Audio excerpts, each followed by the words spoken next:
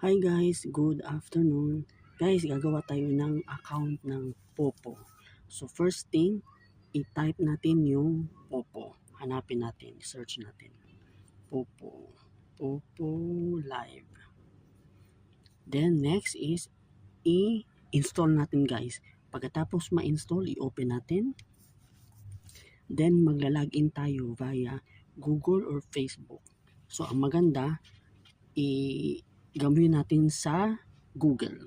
So open natin via Google. Accept. Then lagyan natin yung account natin dito. Agree and share. Ano siya guys? So Lori. Then lagyan natin yung birth. Halimbawa, yan. 1. Then ang country, Philippines. Okay. Hindi siya maano guys kasi nasa UAE kasi ako, kaya United Arab Emirates siya. So, and then female next.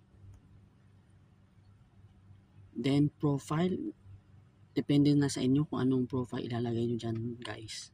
Then submit.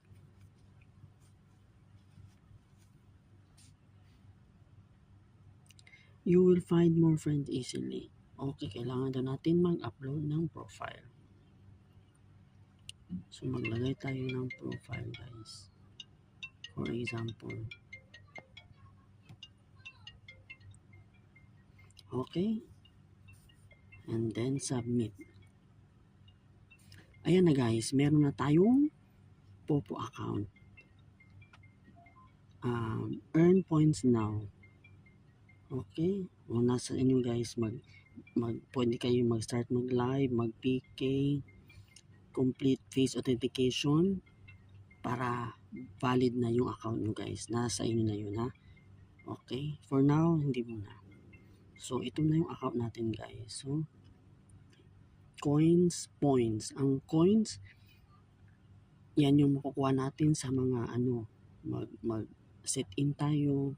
Tapos yung points, ito yung mawi-withdraw natin guys. Yan yung points ang mawi-withdraw. Mag-withdraw tayo via GCash, Paymaya, depende sa inyo guys ha. Ito na yung account natin guys. Okay? Yan na siya guys. Ito mag-live, kung gusto mag-live. Yan. Rewards, ang rewards guys, dyan nyo makikita yung mga, ayan yung mga task nyo. Join the party 1 hour, 60 points. Meron kayong gusto mo po VIP, meron siyang 3,500.